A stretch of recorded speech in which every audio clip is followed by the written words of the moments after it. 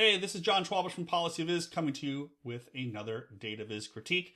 This one from the U.S. Department of State, their DEI data dashboard. Here's what you got in Tableau public. You can head over to it on your own if you'd like to check it out. They've got a little skin on top of it so you can adjust the zoom, which right away leads me to think there's going to be some detail in here that's going to require some zooming. So let's close that. Now you can see we've got this map of the world. Can't do anything with it over here. Big banner at the top, little banner right here, some other text over here, and then there's 1, 2, 3, 4, 5, 6, 7, 8, 9, 10, and then a whole bunch of smaller boxes over here, all of these that we can click on.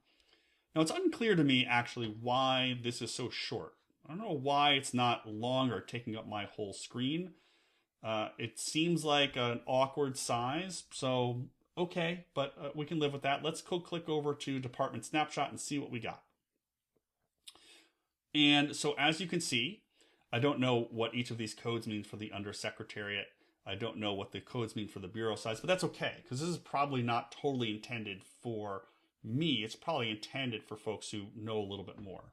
And so we've got the race breakdown: white alone, black or African American alone, Asian alone, American Indian, Alaskan Native alone, Native Hawaiian or other Pacific Islander alone, 2 or more races, ethnicity, Hispanic or Latino, disability with non-targeted disabilities, individuals with targeted disabilities, and then sex, just showing the percent of females.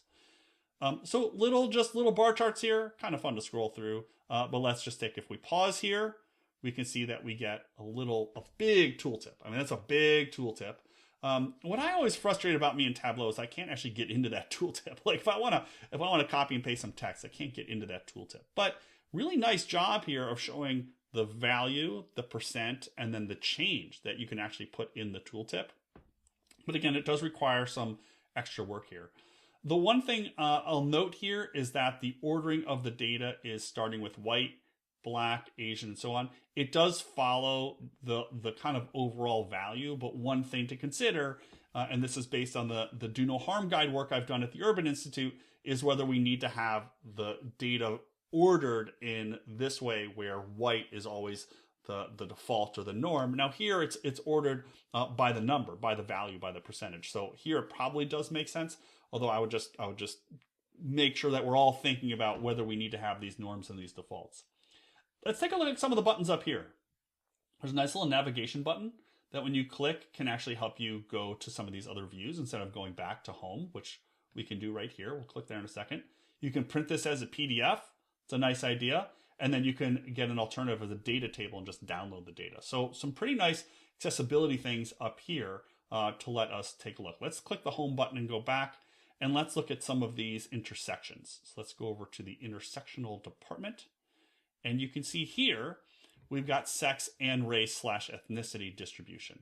And here's where I would want to do some changes, because as you can see here, and I'm going to zoom in using my Chrome zoom tools, white alone, non-Hispanic male, Hispanic or Latino of any race male, black or African American alone, non-Hispanic male, non-Hispanic male, non-Hispanic male, non-Hispanic male, right? And all these different groups. So these are all non-Hispanic males. These are all non-Hispanic females. I think what I would like to do is to shorten some of the text here and make the data bigger and just have a header at the top that says female or non-Hispanic female, non-Hispanic male. And so that way, you can see more of the data. Same thing over here. I might try to add a break here between individuals with and disabilities, or just put male and female at the top of this. There's just a lot of text here and I don't get to see the data, and I want to see the data. And so what I want to do is just think about the text a little bit. And so reduce as much repetitive text as I can to make the graphs themselves bigger. Let's go back home. Let's just take a look at one more. Let's go down to civil service. I haven't looked at all these tabs, so it's always fun to do these.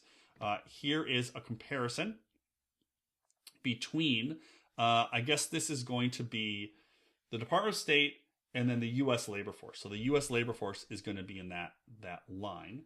Now, I don't know why, but some of this feels a little blurry to me. I don't know if it's just because I zoomed in too much, if that's a Tableau thing, but kind of like the number looks a little blurry here and the text over here does not. So I don't know what's going on there. But to the chart itself, It's kind of a nice approach, right? This is kind of using kind of almost a bullet chart approach to have the U.S. labor force as the vertical line and then the bar for the Department of State. You can see they also have the change, the percentage repeated in the table in the tooltip along with the change from one year to the next. So that's kind of nice. Although one could imagine, if that's what I wanted to look at, make the change an option in the drop-down menu so I could just look at that, because I can't see the change here, right? The only way for me to see the change for all these different values is to actually go into each of the tooltips, which is kind of annoying. So one consideration would be to have an additional visualization that shows the change, or to have maybe a marker right within this visualization that shows just up or down, right? So positive or negative, which might not be totally sufficient. The other thing I would think about here is whether the line is the best approach or doing sort of inset bars. So having a thinner bar inside to show the U.S. labor force. I think this is probably fine, but I think that might be one thing I'd want to at least consider. And again, at the top, you can see that you can toggle between these different centers, divisions, under secretariats, whatever that means. And of course, you can toggle by year. So again, there's some nice things going on in this dashboard, but there's some things that I'd want to address, some things I'd want to change. But overall, what this is doing is this is giving data to folks who need it. So I'm presumably not the target audience, because there's a lot of abbreviations and terminology and jargon here that I don't know, but that's probably okay. So this is the Department of State DEI and Accessibility Baseline Report. I'll put the link to the notes of this video so you could check it out.